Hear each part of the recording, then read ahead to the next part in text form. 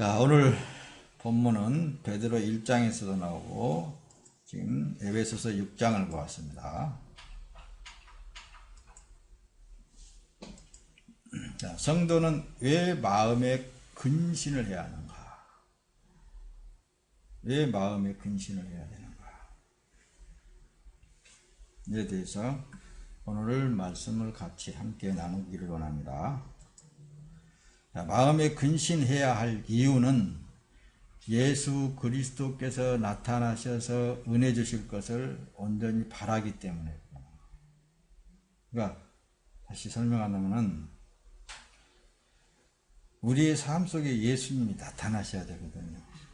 그러니까 근신이라는 그 자체는 뒤에 말씀하겠지만은 뭔가 행동을 하기 뭐예요? 마라톤 하는 사람들이 딱 준비하고 있을 때에 총소리가 빵 나면은 선사같이 뛰어나간다는 말씀입니다. 그렇듯이 우리는 항상 이 근신해야 된다. 항상 언제 어느 때 예수 그리스도께서 나의 삶 속에 은혜로 나타난다. 은혜로 나타난다는 것은 뭘 말씀을 하고 있느냐? 은혜는 우리 쪽에서 보면은 거저되는 것이라는 말씀입니다. 저절로 되어야 되는 거예요. 왜냐하면 그분이 하시니까. 그래서 너희는 근신하여 기도하라고 하는 거예요. 예수님이 나타나셔서 뭔가를 하시게끔 하시는 것을 여러분들이 체험하려면 근신하면서 기도해야 된다. 그거예요. 자, 베드로전서 이제 1장 13절에 가서 보면 그럽니다. 그러므로 너희 마음의 허리를 동이고 근신하여 예수 그리스도께서 나타나실 때에 너희에게 가져다 주실 은혜를 온전히 바랄지어다. 뒤로 넘어갑니다. 자, 근신하려고 하면 할수록 주위의 상황이 근신을 깨뜨린단 말씀입니다. 그러죠? 내가 좀 마음을 탁 가다듬고 근신해서 주만 생각하고 주님만 바라야 되지. 이렇게 하면은 주위의 상황이 또 그렇게 놔두지를 않아요. 그러므로 이해하고 용서가 우리의 생활 속에 습관이 되어져 있어야 돼요. 그 상황을 이해하고 그 상대를 이해하고 어때요? 용서하는 그런 마음이 습관화되어져 있어야 돼요. 이렇게 하니까는 또 내가 그렇게 해야 된다라는 그런 의식을 가질 수 있어요. 내가 이해를 하고 용서를 해야 된다. 이렇게 이제 생각하기를 쉽거든요. 그런데 여러분 간혹가다 이런 말씀을 목사님들 합니다. 이 시대가 왜 이단이 되어버렸느냐? 왜 곁길로 빠져버렸느냐? 원인은 딱 하나예요. 하나님을 섬기는 위치에 있기 때문에 그렇다. 이 시대는 종교다원주의가 판치고 있어요. 종교다원주의. 모두가 다 신을 섬기고 있기 때문에 너도 이해해주고 너도 다 수용을 해주는 서로 우리가 하나 되자라는 그런 의미로 종교다원주의라는 것이 생겼단 말씀입니다. 어떻게 보면은 인간적으로 다 그게 맞는 것 같아요. 그럴 수 있지 뭐 다 맞는 것 같은데 그러니까 이해하고 용서하라고 그러니까 그런 쪽에서 이해하고 용서하려고 한단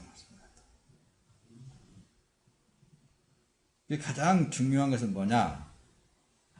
하나님을 섬기는 위치에 있으면은 종교다원주의에 빠져버리는 거예요.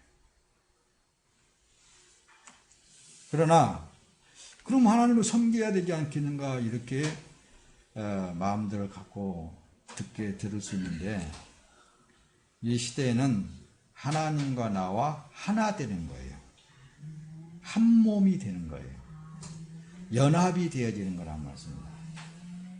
그래서 예수님께서 요한복음 6장에 내 살과 내 피를 먹고 마시는 자는 내 안에 거하고 예수님 안에 거한다고 말씀합니다. 나도 그 안에 거하나니. 그러니까 예수님과 연합되어진 삶 자체가 되어지지 않는 삶이 되면은 사람을 내가 용서하고 내가 어떤 상황을 이해를 하려고 들고 그렇다 그 말씀입니다. 그래서 앞에서 여러분들에게 충분히 말씀을 통해 설명을 드렸듯이 내가 하는 게 아니라 내 안에 그리스도께서 하고 계신다 그 말씀입니다. 그래서 지금 이제 이 에베소서 6장 10절에서부터서 정말로 형제들아 너희가 주 안에서와 그 힘의 능력으로 강건하여지고 주 안에서 그의 힘으로 그러니까 나는 철저하게 부인되어지고 내 혈기가 없어져야 되고 내 모든 것들이 다 타파되어지고 오직 주의 힘으로 주의 능력으로 이걸 지금 내세운단 말씀입니다. 마귀의 계계를 능히 대적하기 위하여 하나님의 그래서 전신갑주를 입어라. 마귀는 어디에 있다고요? 우리의 육체입니다. 내 육체, 내 지혜가 살아나고 내 이 세상된 것이 자꾸 살아나면 살아날수록 이 마귀란 말씀입니다. 이것을 자꾸만 없이해야 되는 거예요. 그래서 바울 사도 같은 경우는 나는 날마다 중도라는 말씀을 하는 거예요. 그리고 바울 사도 같은 경우에도 내가 약할 때에 주의 능력은 강하시더라 이렇게 말씀해요. 내가 약하고 헐벗고 못 먹고 굶주리고 힘이 없고 그럴 때에 내 안에서 나타나는 주의 힘은 주의 능력은 강건하시더라. 그리스도인이라면 하나님의 사람이라면 이런 걸 날마다 체험하면서 사는 것입니다. 그래서 이 말씀 안에서 이해하고 용서하라. 그러니까 내가 이해하고 용서하는 게 아닙니다. 주님에 의해서 주님의 능력에 의해서. 그래서 진리가 아닌 것은 가차없이 배척해버려야 된다. 자, 골로새 3장 13절을 넘어갑시다. 누가 누구에게 불만이 있거든 서로 용납하여 피차 용서하되 주께서 너희를 용서하신 것 같이 너희도 그리하고. 할렐루야. 이렇게 말씀을 하니까 모든 사람을 다 내가 앞에서 그래서 말씀을 드린 것 같이 사람의 체면을 보면 안 된다고 말씀합니다. 사람의 어떤 상황을 보면 안 돼요. 진리를, 그래서 뒤에 가서 말씀 안에 모든 것의 믿음의 방패를 가지고 이루어서 능히 약한 자를 소멸할 모든 화전을 소멸하고 구원에 두고 말씀의 검 곧 하나님의 말씀을 가지라. 이게 말씀이 바로 척도예요. 자라 그 말씀이다. 말씀에서 어긋나는 것은 가차없이 내 목숨을 내놓고라도 타파해야 된다. 버려야 된다. 말씀에서 어긋나는 것은. 이걸 여러분들이 생활 가운데 잘 듣고 성령 하나님의 가르침을 따라서 나아가기를 예수님의 이름으로 부탁을 드립니다. 자, 하나님의 사랑으로만 그래서 온전할 수 있어요. 우리 골로새 3장 13절에 주께서 너희를 용서한 것 같이 우리는 그래서 이해하고 용서하라는 것은 모든 것을 다 내가 결정짓는 거 아니에요. 그냥 묵인하고 넘어가는 거예요. 묵인하고 그냥 지나가는 거예요. 그리고 징벌하실 리는 하나님이셔요. 상급을 주실 리도 하나님이셔요. 옳고 그런 것을 판단하실 리도 하나님이시라고 말씀입니다. 하나님의 사랑으로만 그래서 온전할 수 있는 거예요. 사랑 그러니까 뭐냐? 모든 걸 다 그냥 이것 때문에 이게 문제가 되는 거예요. 지금 현재 여러분들이 잘 이해를 잘하고 들어야 됩니다. 하나님의 사랑, 내 자신의 삶 속에 내 자신을 어떻습니까? 던지는 거예요. 화목제물로 예수님을 하나님이 화목제물로 삼으신 것 같이 내 몸을 그분에게 던지는 거예요.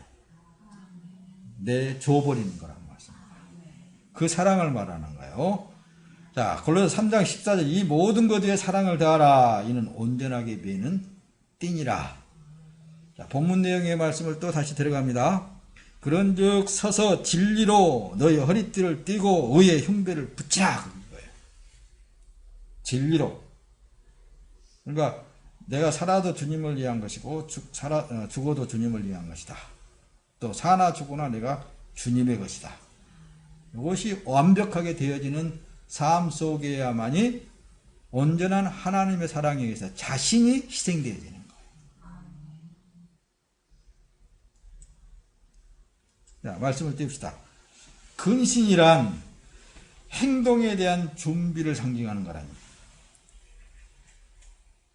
요이똥, 일본말로 요이똥이라는 건데, 준비하고 있다가 송소리가 빵 시작이라는 말이 나오면은 쏜살같이 뛰어나가듯이 그런 마음으로 바로 근신하라 그 표현을 쓰고 있는 것입니다. 누가복음 12장 35절에 보면 허리에 띠를 띠고 등불을 켜고 서 있으라. 너희는 마치 그 주인이 혼인집에서 돌아와 문을 두드리면 곧 열어주려고 기다리는 사람과 같이 되라. 주인이 와서 깨어있는 것을 보면 그 종들은 복이 있으리로다. 내가 진실로 너희에게 이르노니 주인이 띠를 띠고 그 종들을 자리에 앉히고 나와 수종들이라. 예수님께서 이 누가복음 12장 35절에 기록된 말씀에 의해서 보면은 허리에 띠를 띠고 등불을 켜고 있으라는 겁니다. 그러니까 곧 지금 예수님이 오신다. 신랑이 오신다. 여기는 신랑으로 비유를 했는데 신부가 있잖아요. 딱 지금 차림새를 하고 있는데 신랑만 기다리고 있는 거예요.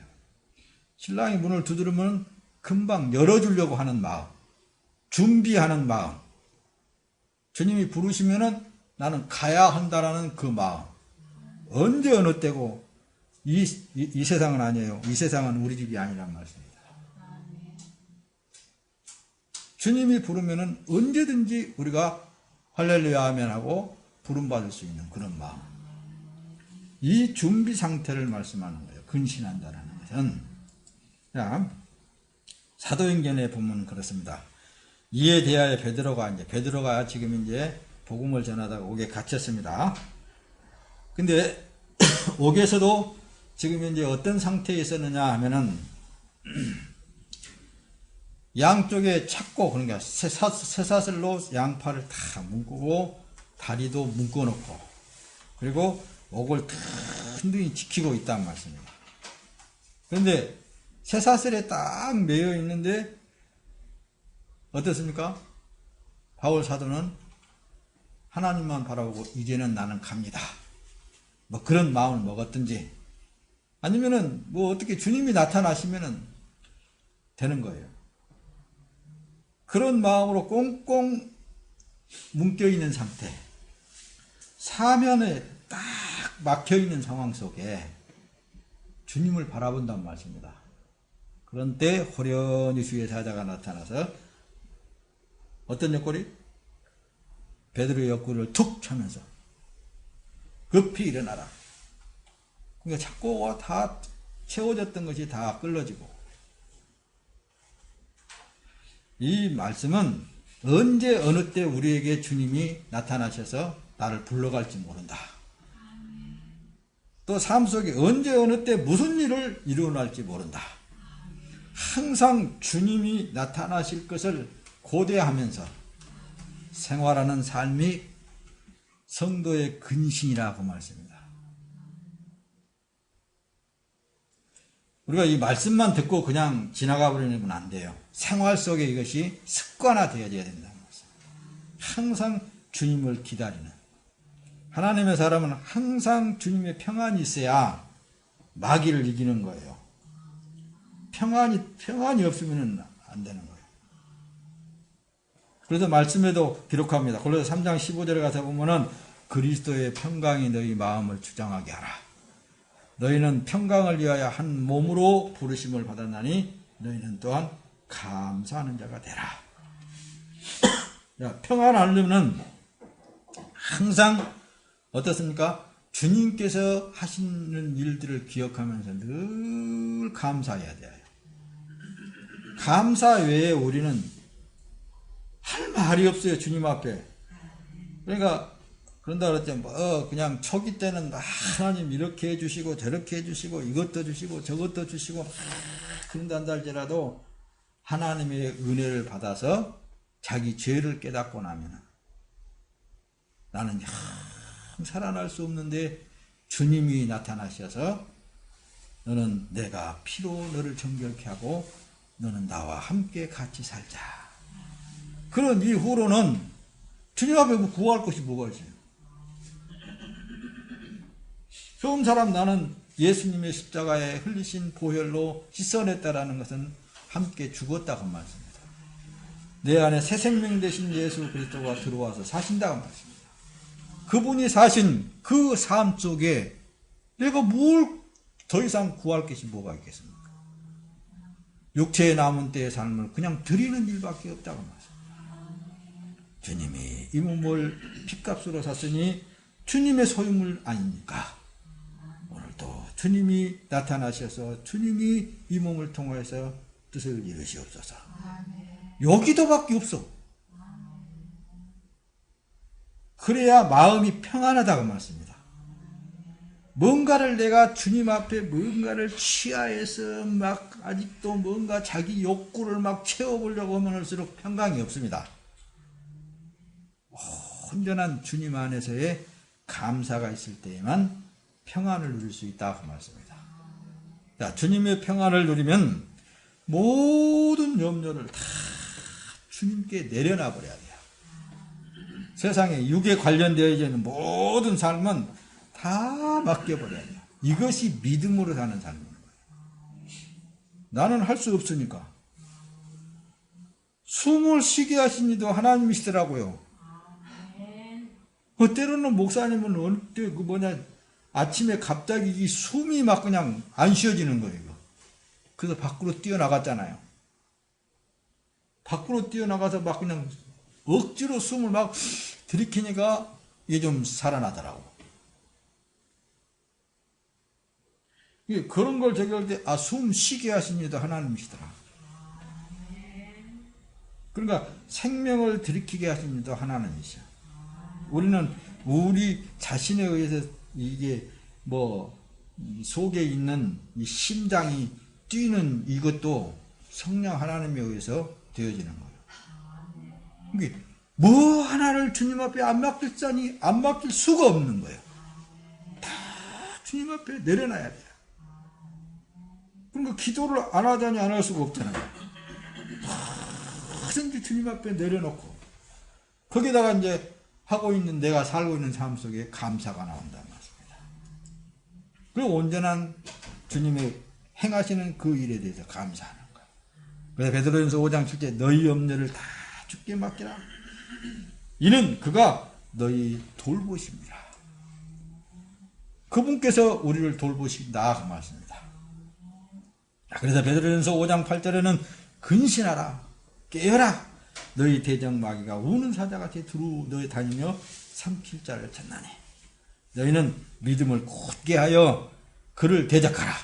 이는 세상에 있는 너희 형제들도 동일한 고난을 당하는 줄을 알미니라. 보세요. 우는 사자같이 삼킬 자를 두루 찾아다니는. 그러니까 성도는 고난이 없을 수가 없는 거예요. 어떤 고난? 육체의 고난을 말하는 거예요. 그리고 우리는 늘 큰 신에 깨어 있어야 된다. 그래서 오늘 또 내일 또가 아니라 이 시간도 또 다음 시간도 주님이 이 몸에 임재하셔서 주님이 이 몸을 통하여서 주의 뜻을 이루십시오.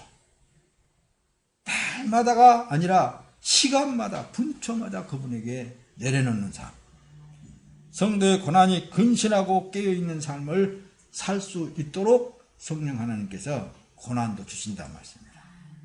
그런 거 보면은 너무 감사할 일이에요. 자, 데살로니가전서 그렇습니다. 5장 4절에 보면은 형제들아 너희는 어둠에 있지 아니하며 그날이 도둑같이 너희에게 임하지 못하리니 너희는 다 빛의 아들이요 낮의 아들이라. 우리가 밤이나 어두움에 속하지 아니하나니 그러므로 우리는 다른 이들과 같이 자지 말고 오직 깨어 정신을 차릴지니라. 육신의 정신이 아니에요. 영으로 깨어 있어야 된다고 말씀입니다. 속 사람이 항상 근신하고 있어야 돼요. 비록 육신은 피곤하여서 깊은 잠에 빠져들지라도 내 영은 주님과 함께 있는 것.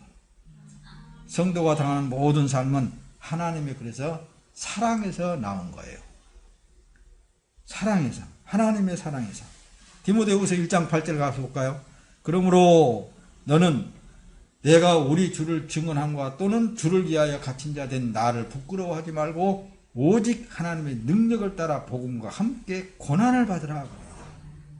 바울 사도 같은 경우에는 감옥에 갇혀 있으면서도 항상 주님만을 바라보는 거예요. 그리고 성도들을 바로 생각을 하는 거예요. 그러니까 성도들이 혹시 바울 사도가 그런 고난 속에 들어가 있으니까 하나님을 배신할까 봐서, 믿음을 배신할까 봐서. 디모데후서 1장 7절에 보니까 하나님이 우리에게 주신 것은 두려워하는 마음이 아니요 오직 능력과 사랑과 절제하는 마음이다. 그러니까 오늘날에 우리 동네에서 그런 일이 있었다고 그래요. 아니, 목사가 이런 데서 살아요? 목사가 이런 데서 살아요.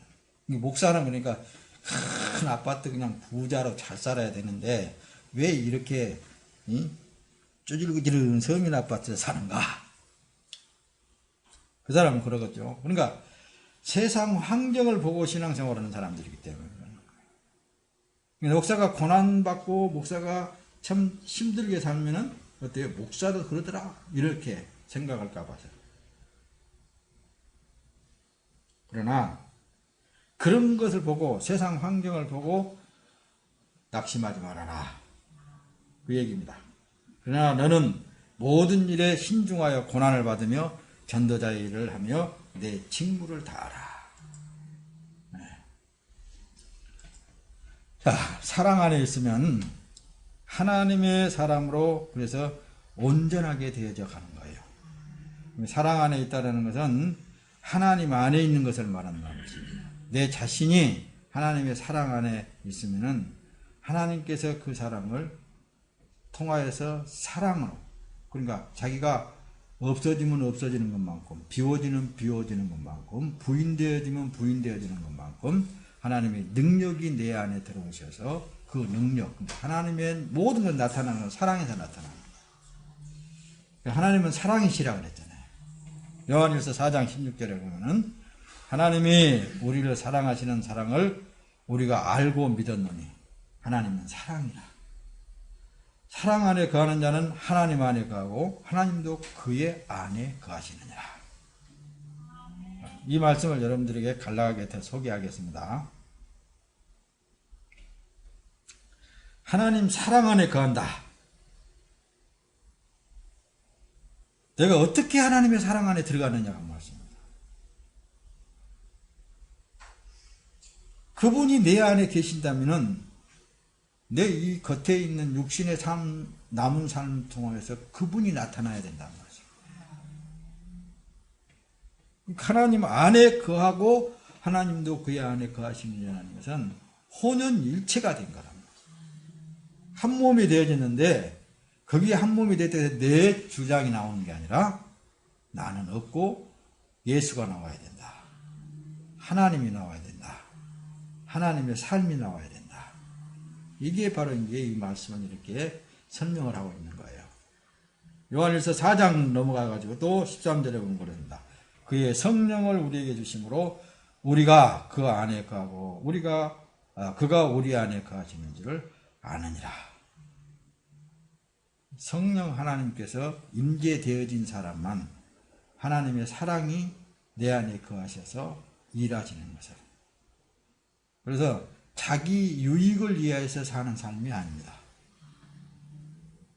자기 유익을 위해서 사는 삶이 아니에요. 절대적으로 하나님의 뜻을 이루기 위한 삶일 뿐인 거예요. 하나님의 어떤 뜻을 이루기 위한 삶으로서의 남은 인생의 삶인 것이지 자기의 뜻을 이루기 위한 삶이 아니라고 말씀합니다. 앞으로 내가 좀 살아가면서 좀 더 나은 생활을 해야지, 좀 더 높은 생활을 해야지, 좀 더 어떤 뭔가를 자기가 가져보려고 하는 자기를 위한 삶이 아니라고 말씀합니다. 이제 내 안에 주인 되신 예수 그리스도께서 그분의 뜻을 이루기 위한 삶이요. 그렇기 때문에 어제 했던 일은 나와는 아무런 상관이 없어. 오늘 했던 일도 나와는 아무런 상관이 없어. 주님이 하신 일이고 주님이 영광도 받으실 일이고 주님이 그 뜻을 이루실 일도 주님이시라고 말씀합니다. 성도의 삶은, 성도의 이 땅에서의 삶은 바로 주님의 뜻을 이루기 위한 삶일 뿐이지 자기를 위한 삶이 아니다. 사랑 안에 있는 사람은, 다시 말하면 하나님 사랑을 말합니다. 하나님 사랑 안에 있는 사람은 하나님의 사랑을 그 사람에게 나타내십니다. 사랑에 대해서 이제 고린도전서 13장에서 잘 나타나 있습니다. 그러니까 그걸 또 지식으로 알고 자기가 그것을 행해 보려고 한다는 말씀입니다. 그게 바로 이 시대의 문제성이 되는. 하나님은 사랑이시지 않느냐, 내 안에 사랑이 이렇게 나타나지 않느냐 하면서, 여러분 고린도전서 13장 가서 한번 봅시다. 이런 말씀이 기록되어 있으니까 이렇게 행해야 되지 않느냐라는 그 생활을 하는 사람들이 있는데, 자기를 위한 삶은 자기가 자랑하기 위한 거예요. 하나님의 사랑이 이렇게 나타나고 있다, 그 자랑 아니에요. 하나님의 사랑이라는 것은 하나님의 뜻을 이루어가는 삶을 말하는 거예요. 해보세요. 이 4절부터 봅시다. 사랑은 오래 참고, 사랑은 온유하며 투기하는 자가 되지 아니하며, 사랑은 자랑하지 아니하며 교만하지 아니하며 무례히 행치 아니하며 자기의 유익을 구치 아니하며 성내지 아니하며 악한 것을 생각하지 아니하며 불의를 기뻐하지 아니하며 진리와 함께 기뻐하고 모든 것을 참으며 모든 것을 믿으며 모든 것을 바라며 모든 것을 견디느니라. 이렇게 이제 성경 기록이 되어 있다고. 이렇게 이것이 하나님의 사랑이지 않느냐. 그래서 자기가 참고 썸도 안 내려고 그랬었고 이렇게 한단 말씀입니다. 또 온유한 자가 되려고 그랬었고. 근데 있잖아요, 위에 1절에서부터서 3절까지를 잘 보면은 압니다. 자기를 위한 참음인가, 자기를 위한 온유한 성품을 갖게 되는 것인가, 자기를 위해서 교만하지 아니하려고 하는 것인가, 잘 나타나 있어요. 여보세요. 2절 보면 내가 예언하는 능이 있어 모든 비밀과 모든 지식을 알고 또 산을 옮길 만한 모든 믿음이 있을지라도 사랑이 없으면 내가 아무것도 아니오. 내가 내게 있는 모든 것으로 구제하고 내 몸을 불사르게 되어줄지라도 사랑이 없으면 내게 아무 유익이 없느니라. 그러니까 그 사람 안에 하나님의 행하지 아니하면은 그것도 아무것도 아니라고 말씀입니다. 하나님이 행하셔야 된다고 말씀입니다. 그래서 이제 뒤에 8절에 가면 그럽니다.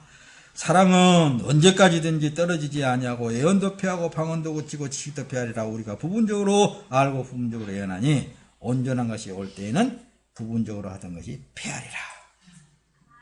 그래서 뒤에 가서 보면 그런 즉 믿음, 소망, 사랑, 이 세 가지는 항상 있을 것인데 그 중에 제일은 사랑이라. 자기 믿음이 아무리 큰다 할지라도, 자기 소망이 아무리 크다 한다 할지라도 하나님이 하시지 않으면 그 안에 하나님이 주인 되어 가지고 하지 않으면 이런 것들이 아무것도 아니다 그 말씀. 자기에게는 아무 유익이 없는 거예요. 결론에 가서. 육체의 삶 속에는 유익이 조금이라도 있겠죠. 하나님의 사랑이 우리 안에서, 내 안에서 나타나셔야 되는 거예요. 자, 요한일서 4장 8절에 사랑하지 아니하는 자는 그래서 하나님을 알지 못하나니 이는 하나님은 사랑이십니다. 하나님의 사랑이 우리에게 이렇게 나타난 바 되었으니 하나님이 자기의 독생자를 세상에 보내시면 그로 말미암아 우리를 살리려 하십니다. 죽었던 나를 다시 살리신 그분께서 들어오셔서 사는 삶이란 말씀입니다. 자기의 유익을 구할 수가 없는 거예요. 자기를 위하여서 뭔가를 행하는 것이 아니야. 그렇게 행했다 한다 할지라도 내가 행하는 것이 아니기 때문에 내 기억 속에 들어오지 않는 거예요. 어느 때 내가 너한테 이렇게 했는데, 내가 너를 이렇게 했는데 너는 나한테 이렇게 하느냐? 그게 없다고 말씀입니다. 근데 요즘 사람들, 소위 크리스찬이라는 사람들 보면은 요만큼 하면은 요만큼 받으려고 그래. 또 요만큼 하면은 왜 나한테는 요만큼 안 해준가? 그렇게 생각한단 말이야. 요한일서 4장 10절 사랑은 여기 있으니 우리가 하나님을 사랑한 것이 아니요 하나님이 우리를 사랑하사 우리 죄를 속하기 위하여 화목제물로 그 아들을 보내셨습니다. 하나님은 이 사랑을 우리에게 보여주신 거예요. 거저준 사랑입니다. 어떤 내 행위를 보고 주시는 것이 아니라 거저준 거란 말씀입니다. 오직 남은 것은 하나님의 사랑밖에 안 남습니다. 다시 말하면 하나님이 행하시는 일만 나오는 거예요. 우리 사람이 행한 그 어떤 것은 없습니다. 다 우리는 하나님의 은혜입니다. 은혜입니다. 하나님이 하신 것입니다. 하나님이 하신 것입니다. 감사합니다. 감사합니다. 이 말밖에 할 것이 없다고 말씀입니다. 로마서 13장 10절에는 사랑은 이웃에게 악을 행하지 아니하나니 그러므로 사랑은 율법의 완성이니라. 사랑은 언제까지 떨어지지 아니하되 애언도 패하고 방언도 고치고 질도 다 패하리라. 고린도전서 13장 13절에 이제 믿음, 소망, 사랑 이 세 가지는 항상 있을 것인데 그 중에 제일은 사랑이다. 하나님이란 말씀입니다. 하나님만 의가 되시는 거예요. 예수 그리스도만 의가 되시는 거예요. 사람이 행하는 것은 의가 될 수 없는 거예요. 다만 그분께서 사람을 통해서 나타나실 때만 의가 된다 그 말씀입니다. 예수님이 우리에게 주신 새 계명은 바로 그래서 사랑이라고 말합니다. 요한복음 13장 34절은 새 계명을 너희에게 주노니 서로 사랑하라. 내가 너희를 사랑한 것 같이 너희도 서로 사랑하라. 사랑하라는 거예요. 그래서 그리스도 안에서의 사랑은 어떤 것입니까? 희생되어지는 것, 죽어지는 것, 자기는 없는 거예요.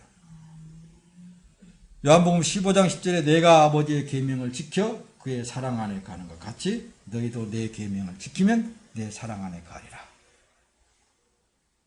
내 계명은 곧 내가 너희를 사랑한 것 같이 너희도 서로 사랑하라는 이것이니라. 예수님의 아버지의 계명이 뭐예요? 사랑입니다. 사랑의 제물로 드려진 거예요. 우리에게 바쳐진 거예요. 우리에게 주어진 거란 말씀입니다. 그 사랑에 순복하는 것. 하나님의 말씀에 순복되기는 것. 자, 하나님의 사랑만이 우리를 온전하게 매는 띠예요. 하나님이 우리를 묶어줘야 됩니다. 고린도서 3장 14절 이 모든 것 위에 사랑을 다하라. 이는 온전하게 매는 띠니라. 베드로전서 4장 8절에 무엇보다도 뜨겁게 서로 사랑할지니 사랑은 허다한 죄를 덮느니라. 서로 대접하기를 원망 없이 하고 각각 은사를 받은 대로 하나님의 여러 가지 은혜를 맡은 선한 청지기 같이 서로 봉사하라. 자, 말씀을 빨리 띄웁니다. 자, 진리의 띠를 매라. 진리는 성령을 말합니다. 그래서 은혜 충만, 한마디로 성령 충만을 받으라고 말씀입니다. 그래서 여러분들에게 에베소서 6장을 총괄적으로 설명했을 때 한마디로 은혜의 충만이라, 성령의 충만함으로 살아라. 성령에 의해서 살고 성령에 의해서 죽기도 하고, 서서 진리로 허리띠를 띠고 의에 호심경을 붙이고 평안의 복음에 준비한 것으로 신을 신고 모든 것 위에 믿음의 방패를 가지고 이로써 능히 악한 자의 모든 불화살을 소멸하고 구원의 투구 성령의 검 곧 하나님의 말씀을 가지라. 말씀을 가지고, 말씀이 말하라 그러면 말하고 하지 말라 그러면 안 하고, 온전히 그분에 의해서 그분의 꼭두각시로 사는 것이 최고 좋습니다. 하나님의 말씀은 진리예요. 그래서 요한복음 17장 17절에는 그들은 진리로, 예수님께서 하나님 아버지께 우리를 위해서 기도해 준 내용인데, 그들을 진리로 거룩하게 하옵소서. 그러니까 말씀으로 성령으로 거룩하게 하시라는 거예요. 아버지의 말씀은 진리입니다. 아버지께서 나를 세상에 보내신 것 같이 나도 그들을 세상에 보냈고 또 그들을 위하여 내가 나를 거룩하게 하오니 이는 그들도 진리로 거룩함을 얻게 하려 함이니라. 함입니다. 그러니까 진리, 성령으로 거룩함을, 성령 충만, 능력 충만, 권능 충만 이렇게 되어지기를 예수님의 이름으로 축원합니다. 자, 성령은 말씀으로 일을 하십니다. 예수님은 말씀이잖아요. 요한복음 1장 1절에 나타나 있던 것 같이 태초에 말씀이 계시니라. 이 말씀은 하나님과 함께 계셨으니 이는 곧 하나님이시니라 그랬습니다. 예수님의 일을 하시는데 성령 하나님은 말씀을 하시는 거예요. 그래서 여러분들이 시간 나면 늘 성경을 대하는 게 좋습니다. 말씀을 담고 있어야 됩니다. 들었던 말씀도 담고 있는 것이 그게 자기의 삶 속에 그 말씀이 역사하시는 거예요. 들었던 말씀이 역사해. 요한복음 요한일서 5장 7절 증언하는 이가 셋인데 성령과 물과 피라. 또한 이 셋은 합하여 하나이니라. 만일 우리가 사람들의 증언을 받을진대 하나님의 증거는 더욱 크도다. 하나님의 증거는 이것이니 그의 아들에 대하여 증언하신 것이니라. 그러니까 성령 하나님은 예수님에 대해서 증언을 하시는 거예요. 말씀으로 예수님을 말한다고 말씀입니다. 그러니까 삶 속에 말씀이 들어온다. 말씀이 들어와서 역사. 고린도전서 2장 10절에 오직 하나님이 성령으로 이것을 우리에게 보이셨으니 성령은 모든 것 곧 하나님의 깊은 것까지도 통달하시느니라. 사람의 일을 사람의 속에 있는 영외에 누가 알려? 이와 같이 하나님의 일도 하나님의 영외에는 아무도 알지 못하느니라. 이 겉사람을 우리 하나님의 사람들은 겉사람을 보지 말아야 됩니다. 겉의 상황을 보지 말아야 돼요. 보이지 아니하는 영을 봐야 됩니다.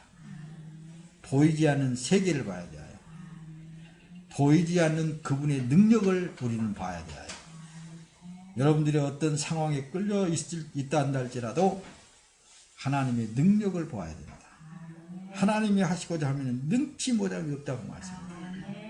그분을 바라봐야 되는 거예요. 겉에 있는 상황을 바라보게 되면 어떻습니까? 약해지게 되어 있어요. 상황은 어떻게 나에게 지금 나타나 있을지라도 그 상황을 보지 마세요. 하나님만 바라봐야 돼요. 그 안에 소망이 있는 거예요. 그 안에 얼마든지 발전적인 삶을 살아나갈 수 있게 되는 거예요. 얼마든지 주의 뜻을 이루어나갈 수 있는 거예요. 우리는 진리, 다시 말하면 말씀 안에서 새로워지면서 거룩하게 되어져 가고 있는 것은 우리가 하나님 사랑 안에 있기 때문에 그렇습니다.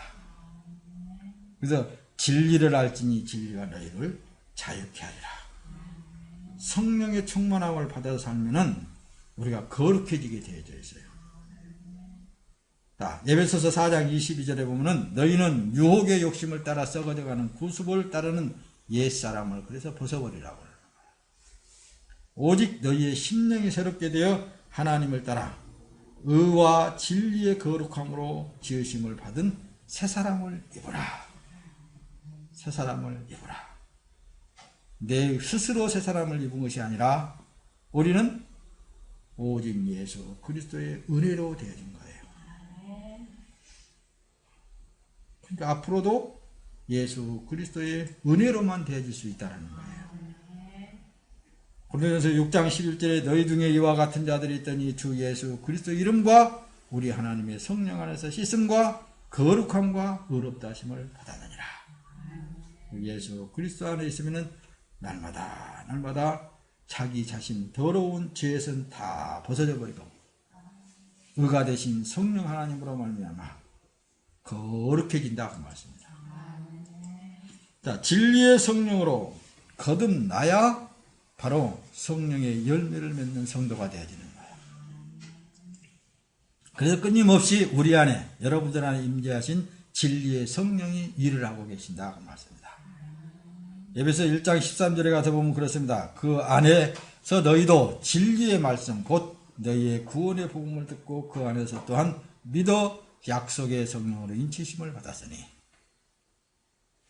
그런즉 서서 진리로 너희 허리띠를 띠고 의의 호경심을 붙이고 평안의 복음이 예비한 것으로 신을 신고 모든 것 위에 믿음의 방패를 가지고 이로써 능히 악한 자의 모든 불화살을 소멸하고 구원의 특보와 성리금 곧 하나님의 말씀을 가지라. 자, 성령으로 우리를 굳건하게 하시는 하나님이십니다. 굳건하게 하실 뿐만이 아니라 성령으로 우리를 보호하고 계시는 거예요.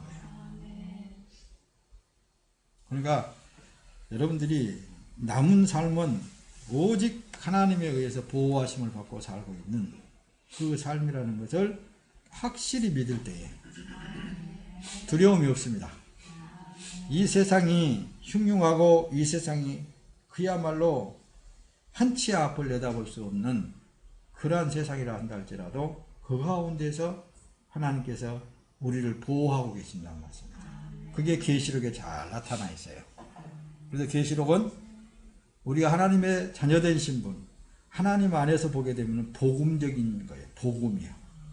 이런 그런 환난 속에서 우리를 딱 안식처로 인도해 주시고 보호해 주신다는 말씀입니다. 딱 감싸 놓고 그거에 영향을 받지 않도록 그 하나님의 능력을 지금 여러분들은 체험하고 있는 거예요. 그래서 고린도후서 1장 22절에 가서는 그가 또한 우리에게 인치시고 보증으로 우리 마음에 성령을 주셨느니라. 갈라디아 5장 22절 오직 성령의 열매는 사랑과 희락과 화평과 오래 참음과 자비와 양성과 충성과 온유와 절제니 같은 것을 금지할 법이 없느니라. 끝까지 우리를 사랑하시는 성령 하나님이세요. 끝까지 나를 보호하시는 성령 하나님이십니다. 그날에 이르기까지. 그러니까 하나님 안에 들어가 있는 우리는 벗어날 수가 없어요.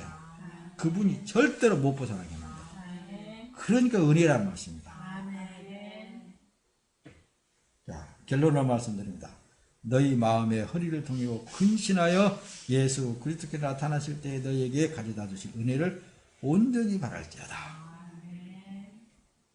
우리는 어느 때 어느 시에 예수님께 나타나셔서 어느 뜻을 이루실지 몰라. 그래서 베드로전서 1장 13절에 그러므로 너희 마음의 허리를 동이고 근신하여 예수 그리스도께서 나타나실 때에 너희에게 가져다 주실 은혜를 온전히 바랄지어다. 너희가 순종하는 자식처럼 전에 알지 못할 때에 따르던 너희 사역을 범삼지 말고 오직 너희를 부르신 거룩한 이처럼 너희도 모든 행실을 거룩한 자가 되라. 기록되어 있으되 내가 거룩하니 너희도 거룩할지어다 하셨느니라. 성령 충만해서 사는 삶은 거룩한 삶입니다. 성령에 의해서 살아가는 여러분들의 삶이 거룩한 삶이에요. 이제 여러분들의 삶 자체가 예수 그리스도로 말미암아 주의 뜻을 이루는 복된 삶이 되기를 예수님의 이름으로 축원합니다.